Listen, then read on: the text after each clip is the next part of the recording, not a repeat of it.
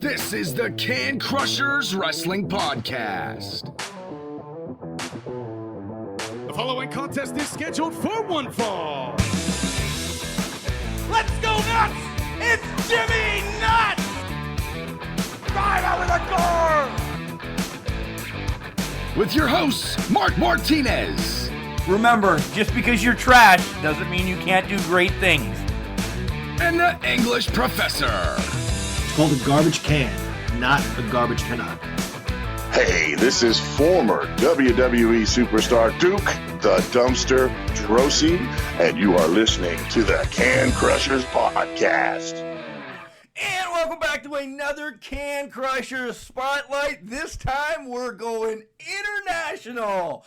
That's right, Can Crushers is heading over to Singapore to talk to a youngster in the business. Only been in the business for about a year, but we connected on one of the social medias. I don't remember if it was Twitter, Facebook, Instagram, but he is really hot right now on TikTok. He is the Swolefessor. He's also known as Tunku Amir. Guys, this guy has been in Chikara. He was just part of the Gut Check Challenge in Impact. Man, this is going to be a great interview. You know, being young in the career of his own, just to find out what the differences is in Singapore compared to the United States, just what's going on. I'm really excited to get into this interview with Tunku. So there's nothing we can do except tell you about our great sponsor, Collar and Elbow. Guys, you know the hats, the hoodies, the tees. He's got stickers. They got stickers, not just he. There's a bunch of people that work at Collar and Elbow, and they do a great job. Back to wearing my Macho Man shirt with Al Snow and Head in it. This is by far my favorite one. Really, by far my favorite one. But there's so many others out there.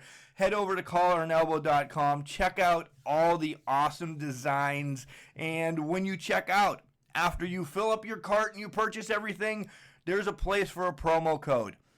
In that promo code, you want to write Can Crushers. All one word. Capital C in Can, capital C in Crushers, and you'll get 10% off your order. And you do kick back some to Can Crushers, so we can buy beer, or I can take that money and buy more Collar and Elbow shirts. Yeah, that's the way it works. I continue to buy stuff for me. Guys, let's go to Al, listen to Al, and then we'll get into the interview with Tunku Amir. Wrestling. A love and a passion we all share. I've started a wrestling brand. The wrestling brand. A brand founded on the aspects of wrestling. Two entities working together to create a product that connect emotionally for people everywhere. Collar and Elbow is the brand. Passion and love for wrestling is the drive. I am Al Snow, and this is Collar and Elbow, the wrestling brand.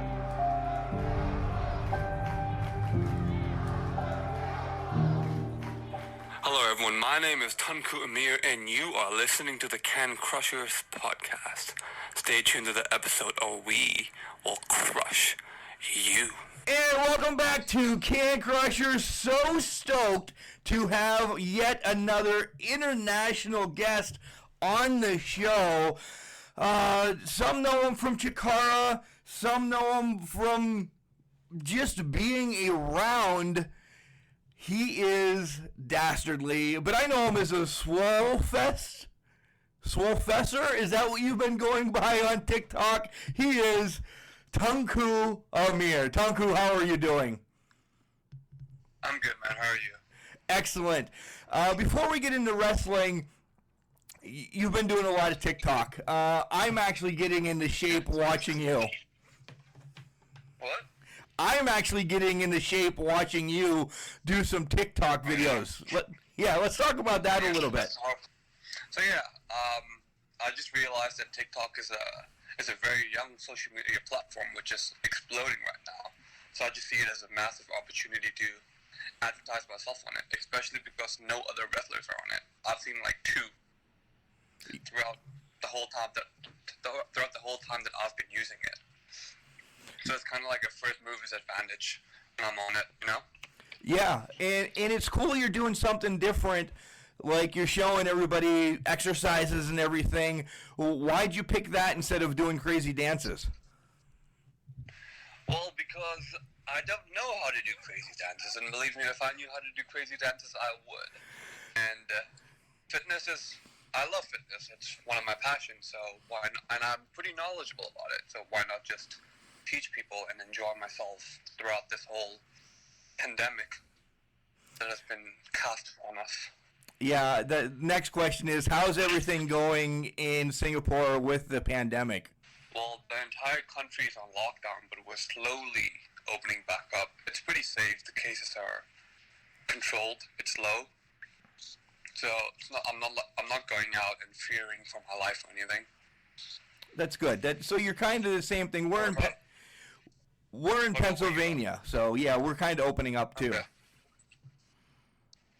That's cool. So are the gyms open there yet?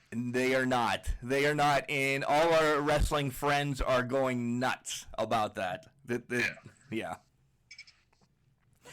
So one more question before we get into wrestling. How did you find us? Because you actually found us, if I remember right, it was via Twitter.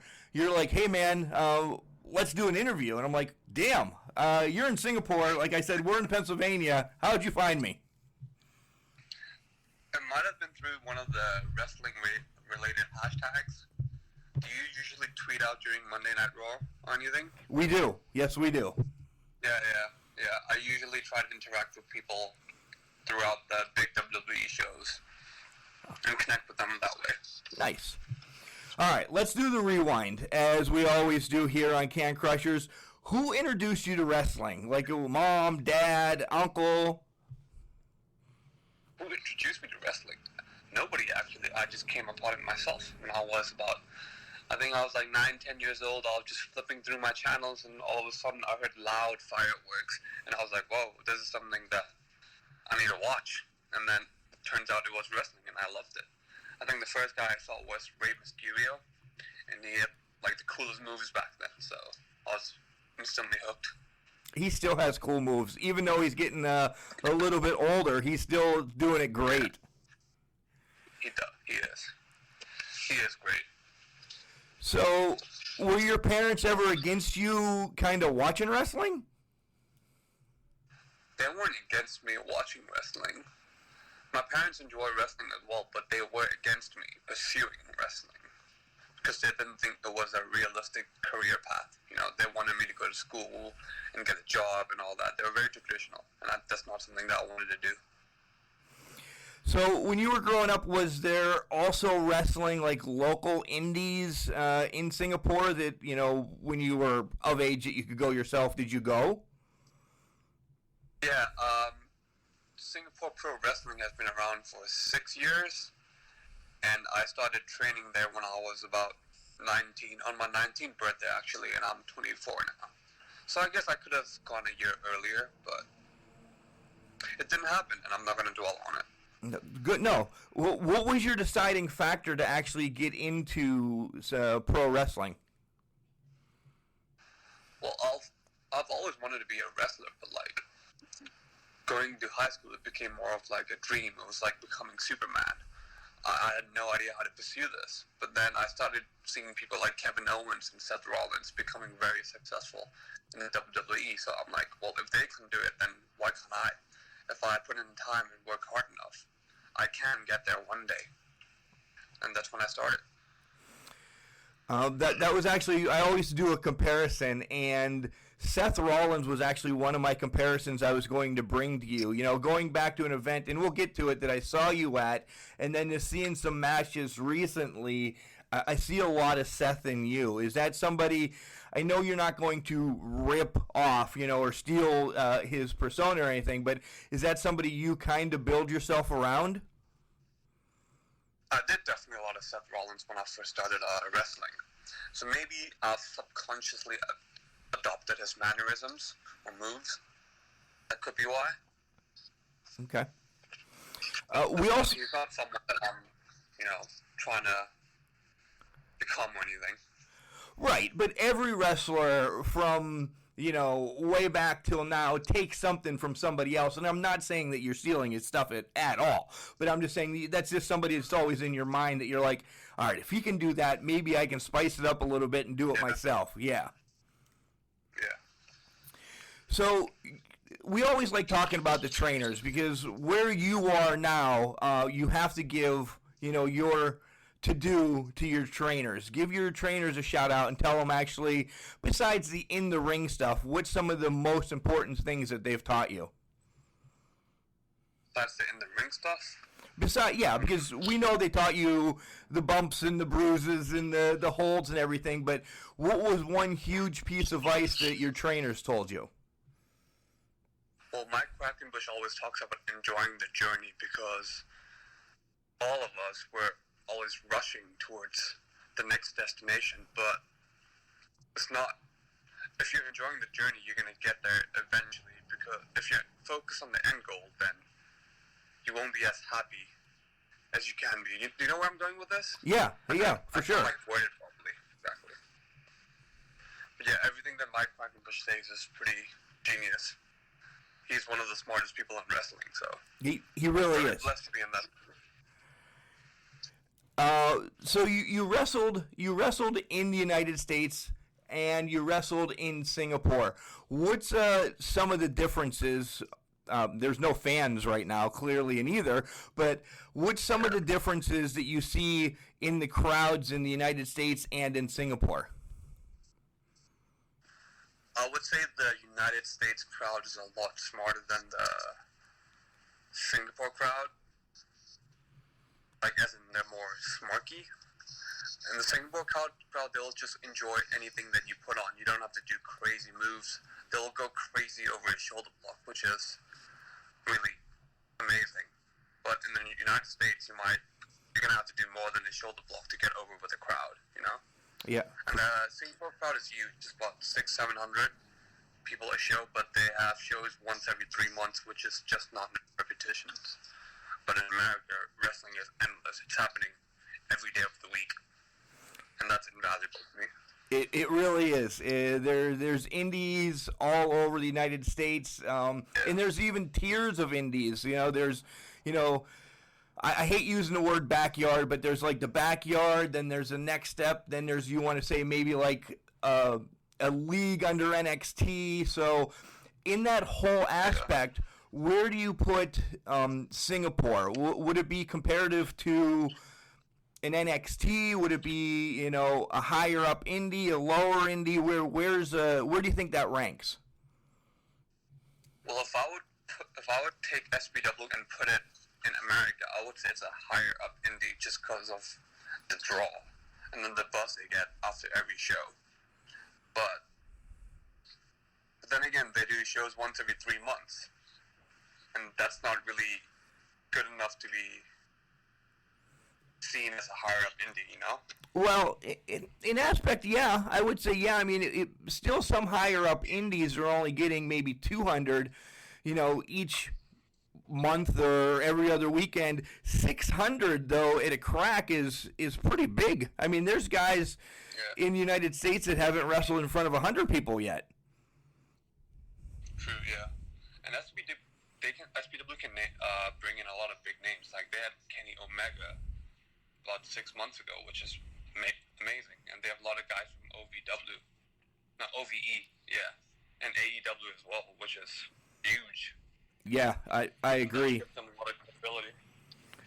You brought up OVW. That's actually one of the places that we work with. Coming back to the States maybe soon, and we'll talk about that here in a second.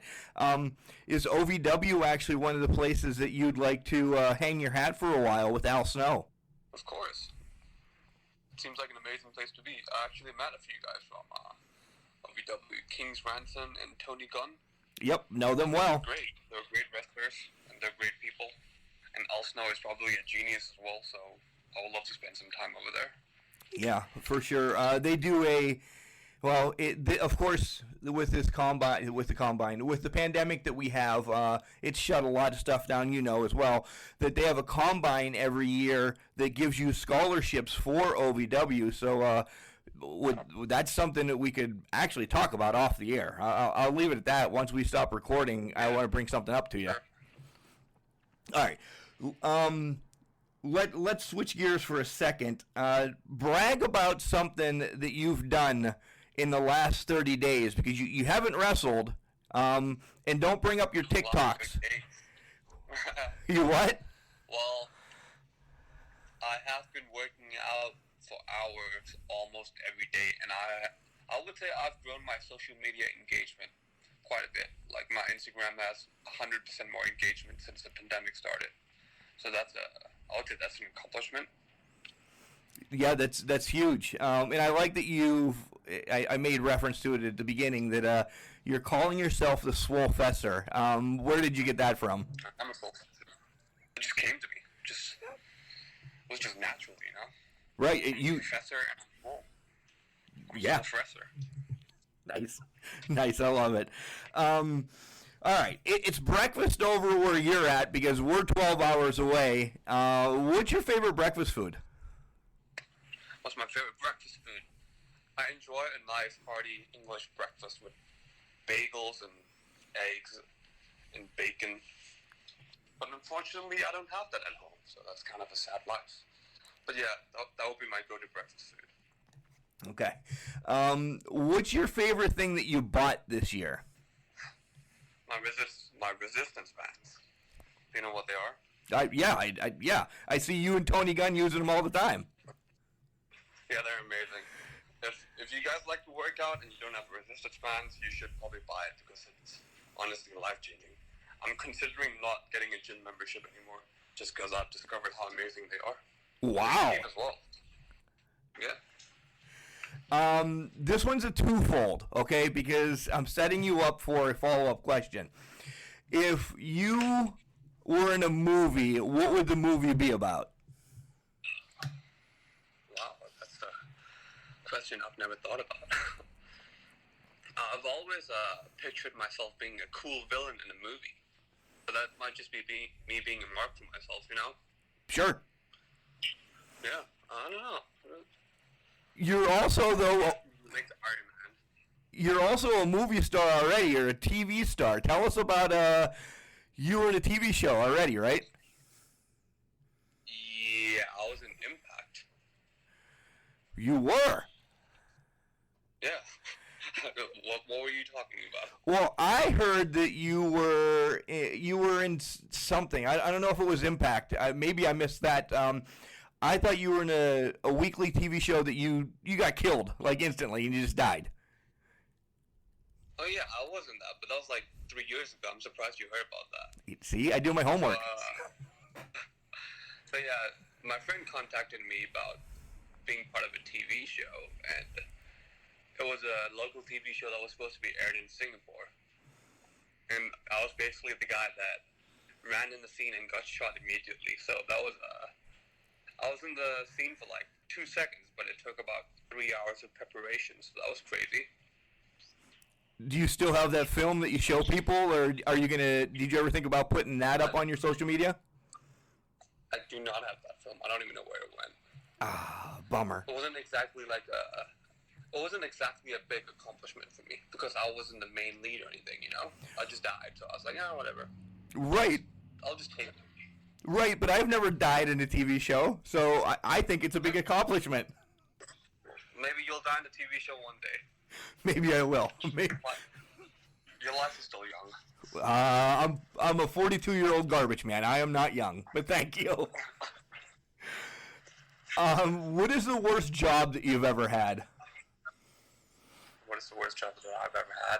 Probably being a public surveyor. It's when I walked around in the sunny Singapore weather, just asking people to take my survey for an insurance company. And I did that for hours throughout the day for like $7 per hour. It was kind of miserable. I was just going to say, that sounds horrible. It is horrible. I quit after like 3 weeks. I'm surprised I lasted that long. Yeah, touche. I am surprised. I don't know you personally, but to do that for 8-9 hours at a crack, just taking surveys, God love you. All right, let's get back into wrestling. When do you plan on coming back to the United States to show off your physique? I am actually planning to book my flight in the next couple of days. I just want to talk to my parents and let them know that I'm going to be okay, so that they don't have to be worried for me. And Chikara is planning to start their tapings again in front of no crowds at the end of May, which is something I'm excited for. Nice. That's news that we did not hear yet, that you're heading back to Chikara, and you're part of the Crucible, which you guys are dastardly. Yes, we are dastardly. And We do not like people. when we last saw you, you guys were kind of getting ready to take over Chikara. Have you guys been Zooming or continuing to plan and scheme your ways? Of course, that's what we've been doing this entire pandemic. We've been on Messenger planning out our next move. It's going to happen. And I brought up At the end of May. at the end of May, no fans clearly, but where are the tapings going to happen? The location has not been confirmed yet. Okay. So I can't say that right now. Good call. Good call. While you're in Chikara, name a couple people that are on your radar that you've been planning through this pandemic. A couple people that I want to wrestle. Yeah. I really want to wrestle Cheeseburger. I think that would be a great learning experience. And I also want to wrestle Evan Matthew DeMorris because he's an amazing wrestler, and I want to have that experience as well. And he's also a good friend of mine. And it'll be fun. Cheeseburger, fan favorite. I could see you guys having a hell of a feud. And Evan Matthew, you guys work very similar in the ring. I like that. I like that. That could be a feud that could go for a long way. You actually worked an event, as we talked about off air. It was last October maybe, in the outskirts of Pittsburgh, and it was called Stomp Out Cancer. How did you get involved with that? One of my coaches at Fidian actually put me in contact with the promoter, and we just worked things out. And we got a car full of Chikara guys and drove up there. And it was a really good experience. The crowd was very into us. Well, the crowd hated us, which was goal accomplished, I guess. Yeah, perfect. I would love to be back here again. Is the promotion still running? The promotion is still running, but they have to move venues now, as some things happen with the mall and this, that, and the other, that they are transitioning into a different arena, but they will run. But there's other ones in Pittsburgh. IWC would be huge for you. They have a lot of ties with the WWE. Elias came from there. Britt Baker from AEW. Yeah, I mean, when you get to the States, they also work with Chikara real well, too. So hopefully we can see you at IWC. Yeah, hopefully. That sounds good. You've also shared a locker room with one of our favorites. You know, we're garbage men. You shared a locker room with our man, Duke the Dumpster. Did you get to talk to him at all? I mean, barely. That was my first match ever in Chikara, so obviously him being as experienced as he was and me being a rookie, I was kind of nervous to speak to him for a prolonged amount of time. So we just, what I did was I just called my spot with him, which was me tapping him out with an armbar, which is an honor, by the way. And that was pretty much the end of that conversation. I ran away. Nice, nice. He seems like a nice guy. I didn't know he only has one leg, which is awesome. Yeah, he moves well with one leg. He really does. He's a great human being. We had him on the show and talked for like 2 hours. So when you come back to the States and you're going to hit Chikara and everything, I don't know. Just tell us what else you plan to do once you get here. I want to continue working on my social media. I think since everything is closed right now, I'll never get this type of opportunity again to grow my personal brand, and this is what I would really want to focus on throughout this time until everything ends. And so I'll be continuing wrestling and social media. And you were recently in the Impact Gut Check Challenge. Tell us how important to your career that was. It was great. The way I got in there was I drove to BC to Border City Wrestling to train every other week.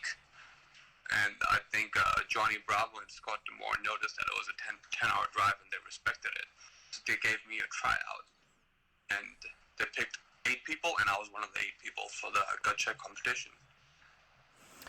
It was great because wrestling for Impact is a very unique experience. The feel of the arena and the crowd, they're very into it. And after it was all done and everything was published online, I got a lot of publicity and respect for it from my peers. And it helped me get a bunch of bookings as well. Unfortunately, shortly after that was published, the pandemic happened, so I didn't really get to roll with the ball as much as I wanted to, but it was still a great experience. Do you consider that one of your maybe top 3 things that you've done thus far in the ring? Definitely, for sure. What would be the other 2 then? Trick question. That is a trick question. I almost have 100 matches done in my first year of wrestling. It was about 80. I think I would have definitely finished the 100 matches, which was my goal if the pandemic didn't happen. That's another accomplishment that I would say. I wrestled about 3-4 times every week. And then just being a part of a main storyline in Chikara has also been really good for me. Yeah, it has. It really has. It really has. What other wrestling are you watching right now? And, to bounce off that same question, are you taking anything, so to speak, from like AEW or NWA or WWE? What are you taking from what they're doing right now during this pandemic?